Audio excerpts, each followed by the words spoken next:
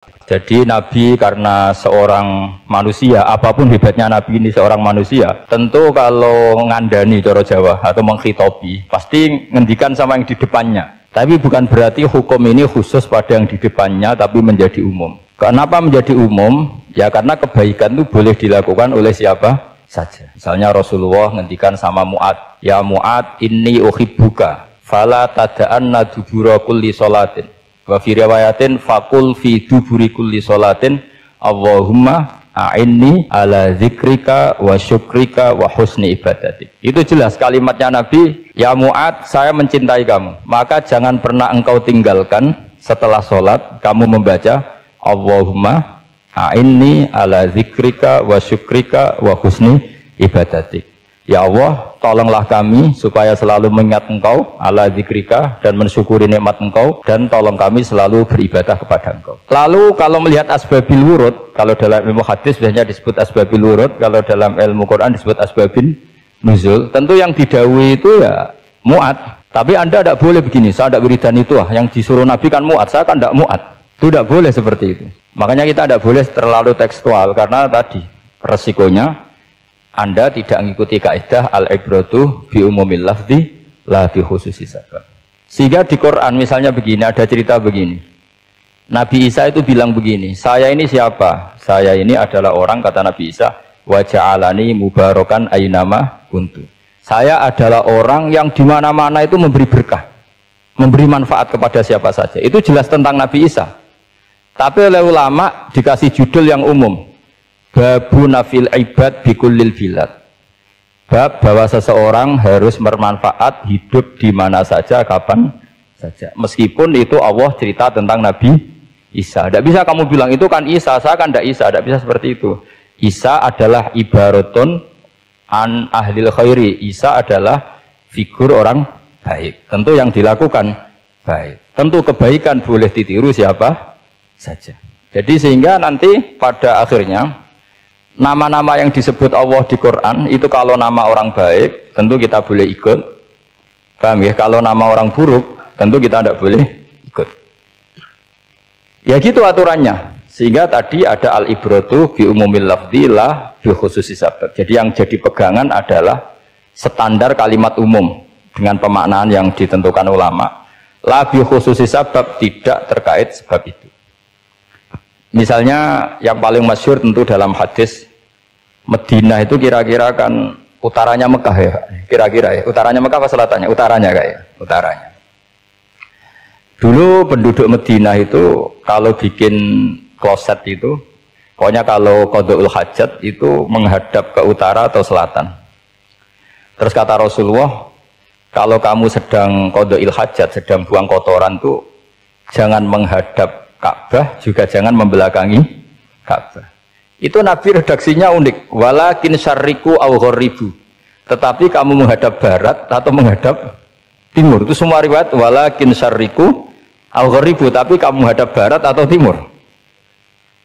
Nah, artinya apa? Kata syarriku au gharibu adalah binisbat di ahli Madinah, karena orang Madinah posisinya di utara Mekah. Sehingga kalau menghadap utara atau selatan berarti menghadap Ka'bah atau membelakangi Ka'bah, dan itu tidak boleh dalam proses qada'il hajat, masbak kotoran. Terus Nabi memerintahkan menghadaplah ke barat atau ke timur. Nah, al-ibratu bi umumil lafzi la bi khususi sabab juga direvisi oleh ulama begini, kecuali sebab itu ada ilat. Maka kalau demikian yang dimenangkan ilatnya bukan teknya. Saya ulang lagi, yang dimenangkan ilatnya bukan teknya. Kayak tadi di hadis itu kan Nabi ngintikan apa? Tetapi menghadaplah barat atau menghadap ke timur. Tentu orang Indonesia malah kalau itu kebalikannya. Orang Indonesia kalau ke barat atau ke timur kan malah menghadap Ka'bah atau membelakangi Ka'bah. Di sini pentingnya ijtihad. Dan ijtihad ini lazim, bukan harus Imam Syafi'i atau Imam Malik. Semua orang normal pasti tahu proporsi kalimat tadi. Karena ada aturan al-hukmu yaduru ma'ilatihi wujudan wa adaman.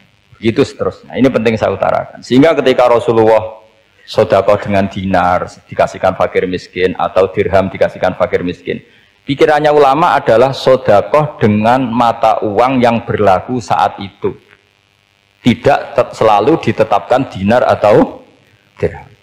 Begitu juga ketika Rasulullah dulu zakat fitrah pakai susu kering atau pakai kurma atau pakai gandum, ulama semua bilang yang penting kuti ahlil balad, yang penting makanan pokok di negara itu. Dalam konteks Indonesia tentu apa? Beras.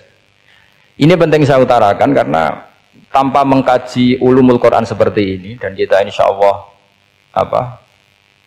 bulan depan saya langsung bawa kitab Itqon, di situ ada beberapa contoh, harus seperti itu. Karena kalau tidak terikat sebab, itu nanti takutnya ayat umum menjadi liar. Misalnya begini, pernah ada aliran sesat dulu, kebetulan di Jogja itu saya lihat di TV.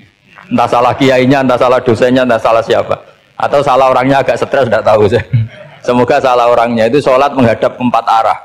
Alasannya Allah nggak ada di mana-mana, ya sudah di barat, rakaat kedua ke utara, rakaat ketiga ke timur, rakaat keempat ke selatan. Itu uniknya, itu ngawurnya lah, bukan uniknya. Ngawurnya itu dalil fa'ina matuwallu fasamma wajhuwa. Kamu hadap kemana saja, di sana dari itu Allah.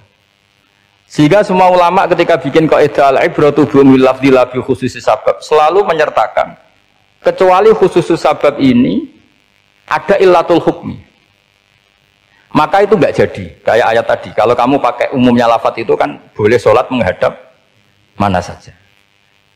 Nah makanya Imam Syafi'i ketika ditanya, lalu ayat ini proporsinya gimana? Kata beliau, fis safar, orang yang sedang di pesawat mau sholat, tentu masuknya fasamma wajwa. Jadi dalam kondisi bepergian yang kita ingin sholat, maka pakainya ayat seperti itu. Tapi kalau kondisi nomor, fawal liwajaka syatral masjidil haram. Jadi makanya ini penting ngaji ulumul Quran. Kita tidak bisa hanya megang terjemah atau megang apa, kemudian kita fatwa atas nama Quran dan hadis. Sehingga dulu syaratnya memang ketat, harus hafal Quran, hafal hadis, menguasai usul fikih, menguasai macam-macam. Karena tanpa itu memang tidak bisa. Sampai Ibnu Abbas ngendikan, kamu jangan pernah fatwa pakai Quran. Fa inna lahu wujuhan katsirah, karena Quran punya sisi yang banyak. Walakin hajuhum bisunnah. Kalau kamu adu hujjah, pakailah sunnah Rasulullah Shallallahu Alaihi Wasallam. Karena di situ penjelasan Quran. Misalnya tadi Rasulullah ketika kondisi normal pasti sholat menghadap Ka'bah. Jadi kalau bepergian nanti unta, kata riwayat-riwayat, ainama tawajjahat bihi rokhilatuh, kemana saja posisi unta menghadap. Terus ada ulama yang berpendapat itu khusus sholat sunat. Kalau sholat fardu dalam kondisi ada punya mobil harus berhenti. Ini madzhab Syafi'i. Sehingga misalnya saya, Pak Harsoyo, Pak On, bawa kijang, mobilnya sendiri. Kalau sholat fardu jangan mentang-mentang pakai kendaraan terus menghadap sekenanya. Kalau mau ke Banyuwangi berarti menghadap ke timur, enggak, itu yang boleh hanya sholat sunat. Kalau sholat fardu harus berhenti karena kijang ini dalam kendali Anda, kecuali dalam surah yang kendaraannya tidak dalam kendali Anda. Misalnya kita naik pesawat, jadi harus dibedakan. Jangan mentang-mentang Nabi sholat di onta kemana saja menghadap, tapi konteksnya kan onta ini, cara berpikir onta ini dalam kendali Nabi. Tapi kalau pesawat kan tidak. Jelas ya. Jadi makanya ini pentingnya proporsional. Jadi kalau kita naik kijang misalnya mau ke Banyuwangi, kalau waktu duhur ingin sholat ya harus berhenti. Karena yang aina matawat jahat bihi rokhilatuh, kemana saja kendaraan membawa kita, itu dalam konteks sholat apa? Sunnah. Jadi ini pentingnya ulama. Ini yang dikatakan al ulama warasatul anbiya. Karena sanad ini musalsal terurut sampai Rasulullah SAW. Terus ada lagi ayat umum yang akhirnya jadi judul umum. Misalnya begini. Kita tahu cerita Nabi Khidir, di antara ceritanya ada satu kampung itu pelit. Makanya orang pelit itu wajib didendami. Karena Nabi pun itu baik-baiknya orang. Kalau sama orang pelit tetap dendam. Karena buruk-buruknya orang itu orang pelit. Tahu kan alamatnya orang pelit? Qoribun minan nar, ya dekat-dekat neraka itu kira-kira. Karena al-bakhil qoribun minan nar, ba'idun minal jannah. Jadi kalau sama tanya alamatnya ya dekat-dekat neraka. Singkat cerita, Nabi Musa dan Nabi Khidir itu kecapean sekali masuk satu kampung. Karena saking kecapean, lapar, minta kampung itu menyediakan makanan. Istatama itu mereka minta makan, saking laparnya, saking karena di perjalanan yang melelahkan. Istatama ahla fa'abau ayyudhayifuhuma. Tapi kampung situ kampung pelit. Jika semuanya tidak mau yang ngasih apa? Makan. Tapi pas mau keluar dari kampung, ada tembok, ada kayak prasasti itu, yang mau roboh. Yang mau apa? Roboh. Terus sama Nabi Khidir tembok yang mau roboh ini ditata jadi baik lagi. Nabi Musa kata Nabi Musa, kok kurang pegawaian mau medit pagri bu urusi. Jadi makanya dendam sama orang meditnya agak sunat. Karena Nabi Musa juga marah sama Nabi Khidir. Orang kayak kampung kayak begitu pelit kok temboknya apa rusak kamu benahin gitu. Terus Nabi Khidir menjawab, wa amal jidaru fakana lulamaini yatimaini fil madinati wa kana tahtahu kanzul lahuma wa kana abuhuma sholiha. Begini loh, tembok ini adalah penyimpan harta. Penyimpan harta untuk anak yatim. Bapaknya dulu itu soleh. Artinya terus dibabkan oleh ulama, babu ikrami sibyanil mu'minin. Bab kita memuliakan anak-anak orang soleh. Sehingga dalam adat kita menghormati Habib, menghormati Gus, menghormati anak pahlawan, menghormati orang-orang yang dulu berjuang kepada apa? Untuk apa? Indonesia. Karena di antara yang dipertimbangkan Nabi Khidir adalah wakana abuhuma sholihah. Tentu kita menghormati putra-putri yang dulu mendirikan UII, macam-macam.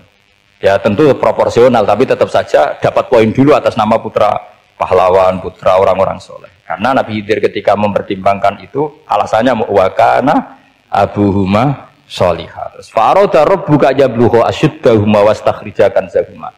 Tentu Allah ingin kalau tembok ini roboh, kemudian kelihatan apa khazanahnya atau tabungannya, nanti dipakai orang-orang zalim. Kalau dipakai orang zalim, maka yang berhak tidak mendapatkan. Sama, negara ini itu dimerdekakan oleh para pahlawan supaya dikelola secara kesolehan, supaya dikelola secara orang baik. Maka orang soleh semua harus ikut kompetisi dengan tanda kutip merebut negara. Karena apa? Tapi tentu tidak perlu chaos, tidak perlu anarkis, karena tentu kemerdekaan ini dibela-belain supaya kita jadi baldatun thayyibatu wa rabbun ghafur. Sama pertimbangannya Nabi Khidir, kalau ini kebongkar tersibak pasti diambil orang-orang zalim. Dan akhirnya yang yatim tadi tidak dapat. Akhirnya dibabkan lagi di bab tertentu. Bab menjaga harta supaya tidak dikuasai orang zalim. Jadi akhirnya menjadi sekian varian ilmu. Pertama, varian ilmu bab menghormati anak orang soleh.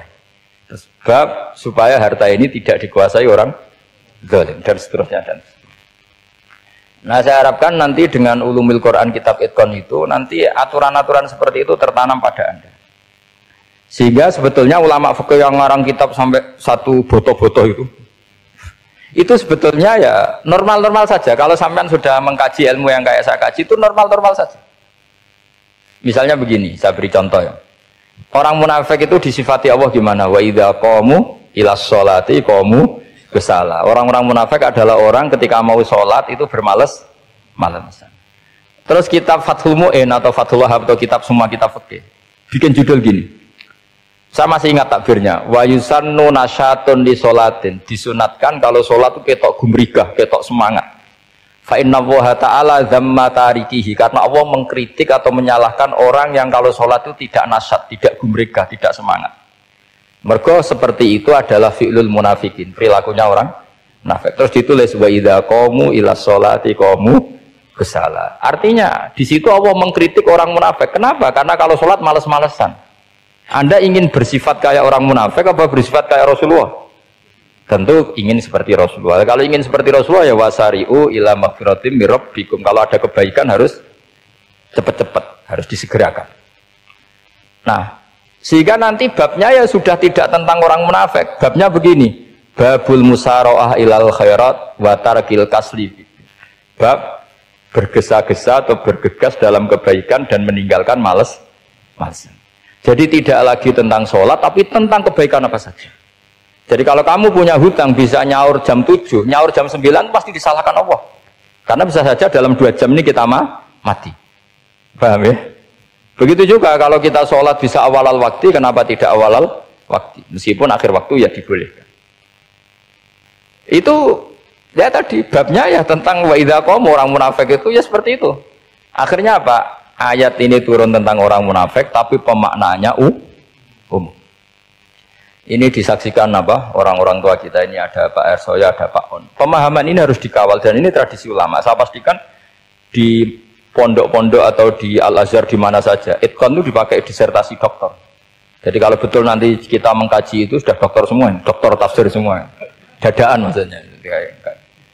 Memang itu mau tidak mau dan itu mudah sekali. Saya ulang lagi itu mudah sekali. Kenapa kata Imam Syafi'i fa'innal uqula muttaratun ila qabril haqqi, karena akal itu dipaksa untuk menerima kebenaran. Ciri utama kebenaran kata Rasulullah matma'an nabi qabr. Jadi menerima itu pasti clear. Makanya disebut kebenaran itu ma'ruf, mudah dikenali. Sesuatu yang salah bahasa Arabnya itu mungkar, angkarohul aklu. Akal itu tidak nyaman. Makanya disebut apa? Munkar, sesuatu yang diingkari. Akal itu asing. Ya asing tuh misalnya, sepeda motor ini milik siapa? Milik Zaid. Ya sudah lah saya pakai, tidak usah pamit. Akal pasti, ini kok aneh, kok nggak milik orang kok nggak pamit. Akal pasti nggak terima. Makanya agama itu hanya menerima al-ma'ruf yang mudah dikenali dan menolak al-mungkar, sesuatu yang akal itu nggak terima. Jadi Imam Bukhari ketika ditanya, kenapa kamu salim itu bisa mensarai sanad-sanad Rasulullah? Kata beliau, kalau kamu akalnya normal itu ya gampang saja. Terus ditanya, contohkan. Beliau contohnya begini. Pernah syurrahul hadis, para pensarah hadis itu habis otaknya. Gara-gara Imam Bukhari bikin judul begini. Babu sihhati tolakil akhras. Ingat-ingat ya. Babu sihhati tolakil akhras. Bab sahnya tolaknya orang bisu. Orang bisu itu orang nggak bisa ngomong tuh kalau bahasa Jogja. Bisu ya? Bisu. Bisu itu cerita bab sah tolaknya orang akhras. Ternyata apa? Sekian riwayat yang dipakai itu begini. Ana wa kafilul yatim kahataini fil jannah. Nabi pernah ngendikan saya dan yang merawat anak yatim kahataini fil jannah. Wa asyara bi musabbihatihi wal wusta. Pokoknya Nabi ngendikan begini. Paham ya? Maksudnya apa? Betapa yang rawat anak yatim itu sangat dekat dengan apa? Dekat dengan Nabi di apa? Surga. Terus hadisnya berikutnya, asyahru hakada pakai tangan 10, ahakada wa hakada wa hakada berarti 30. Asyahru hakada wa hakada wa hakada berarti berapa? 29. Terus berikutnya hadis Aisyah sholat lama, terus ditanya orang di tengah-tengah sholat, Aisyah kenapa sholat lama? Fa'asyarat nahwas sama. Kemudian Aisyah memberi isyarah nahwas sama. Ternyata saat itu gerhana apa? Matahari. Itu surahul hadis bingung semua. Ini cerita tolaknya orang bisu sah kok ngelantur kemana-mana ini. Ternyata maksudnya Bukhari begini, maksudnya Imam Bukhari. Penjelasan yang namanya tolak itu kan sihot. Ya sihot, tahu sihot akad lah kalau dalam bahasa Jogja mungkin. Kalau kamu nikah kan angkah tuka wazawazwa terus bilang apa qabil tu nikahha wa taswiyah. Terus kalau kamu menceraikan istri kamu bilang kamu saya ceraikan. Yang dikatakan sihot itu adalah ekspresi atau implementasi dari sesuatu. Misalnya kamu ingin tolak, bilang saja tolak. Kalau kamu ingin muji orang, bilang saja begini. Pasti itu maknanya muji. Kalau ingin menyemooh, bilang begini. Nah, artinya gini, kalimat itu bisa diganti isyarah. Saya ulang lagi, kalimat itu bisa diganti. Buktinya Nabi mengisyaratkan saya dekat, bilang begini. Paham ya? Aisyah bilang gerhana, hanya bilang begini. Nah, kalau begitu orang yang bisu ya punya cara menceraikannya. Dia cukup melakukan isyarat. Yang isyarat itu pasti difahami sebagai cerai. Artinya kalau orang memahami Quran hadis seperti itu, hal-hal yang mungkin nggak terlintas dalam pikiran Anda, ternyata itu jadi dalil. Artinya apa? Rasulullah yang bisa ngendikan saja kadang menjelaskan sesuatu pakai isyarah. Nah, dengan demikian terus jadi rumus. Al-isyarah al-mufhimah bimanzilatin nutki. Isyarah yang memahamkan sama dengan ucapan. Sehingga ini pengganti ijab qabul. Itu cara-cara memahami istihad, memahami Quran dan hadis. Caranya gimana? Kita harus belajar ulumul Quran. Ya, perangkat yang dipakai seluruh dunia termasuk kitab Itqan itu. Dan kitab Sajaratul Ma'arif itu yang saya kaji dan dikaji seluruh ulama di dunia. Karena saya tidak biasa ngaji tanpa apa? Kitab yang perlu kita kaji. Saya sendiri itu bisa seperti ini ya barokahnya kitab-kitab itu. Jadi nggak terlintas tapi ya tadi Rasulullah yang bisa ngendikan saja, sering iktifa, sering ngalap cukup dengan apa? Isyarah. Oh kalau gitu berarti al-isyarah biman silatin nutki. Isyarah itu sama dengan ijab dan kabul. Apalagi ini orang akhros, orang bisu yang nggak bisa ngomong. Lalu kalau tolak kayak apa, kalau nikah kayak apa? Ya tapi Imam Bukhari itu uniknya tadi bikin judul Babu Sihati Tolakil Akhros, kemudian cerita anak wa kafilul yatim. Nah, itu kalau orang kan nggak sambung, ini sambungnya di mana? Kemana cerita anak yatim? Ternyata kata kuncinya kahata ini seperti ini dan orang paham sangat sangat. Makanya hati-hati dengan isyarah karena kalau itu betul mengganti lafadz, berarti Anda kalau nyuwun sewu melafadzkan tolak terganti isyarah, ya agak masalah. Tapi semoga enggak lah. Istri satu kok dicerai nanti nggak punya istri, nanti malah repot. Tapi ini kan saya cerita ilmu saja. Ya saya cerita apa? Cerita. Jadi kalau ada orang bilang semua yang ada di dunia itu ada di Quran, itu caranya ya seperti ini. Jangan kayak orang-orang yang terlalu tekstual. Karena kalau seperti ini pasti semua ada di dunia itu ada di Quran. Karena cara pemahamannya seperti ini. Saya sering ditanya kenapa bumi ada likuifaksi macam-macam. Memang dari Quran bayangannya Quran seperti itu. Amin tuman fis sama ayyaksifa bikumul ardo fa idahiyya tamur. Memang dari awal Allah bikin bumi ini potensinya malah likuifaksi. Potensinya itu melumer. Tamur itu memang maknanya melumer. Dan ketika Allah nyifati bumi wal ardi dzatis sod, sod pun maknanya pecah. Dan Allah tidak sekedar mengatakan pecah, dzatis sod, sifat dasar bumi itu mudah pecah. Jadi kalau dzat itu sifat dasar. Jadi meskipun Quran tidak meneliti spesifik kayak para ahli gempa, tapi dari awal Allah ngendikan bumi itu dzatis sod wal ardi dzatis sod. Bumi adalah berkarakter pecah. Kenapa berkarakter pecah? Karena dari awal bumi ini lempengan-lempengan. Di Quran ya dijelaskan gitu. Wa fil ardi qita'um mutajawirat. Bumi ya kelihatannya banyak, kelihatan satu, sebetulnya dari qit'ah, dari potongan. Nah, qit'ah itu jamaknya qita'. Terus disebut mutajawirat, saling berdampingan. Kalau dalam bahasa Arab, berdampingan itu berarti sel-selnya beda. Kalau bahasa Arab bilang sesuatu yang bercampur namanya mukhalatoh, jadi satu. Kalau yang beda jenis namanya mujawarah. Nah, Al-Quran itu bilang wafil ardi qita'um mutajawirat. Bumi ini karakternya per potongan-potongannya karakternya beda-beda. Sehingga memang potensinya bumi ini hancur. Apalagi dari awal memang dipersiapkan mau dihancurin.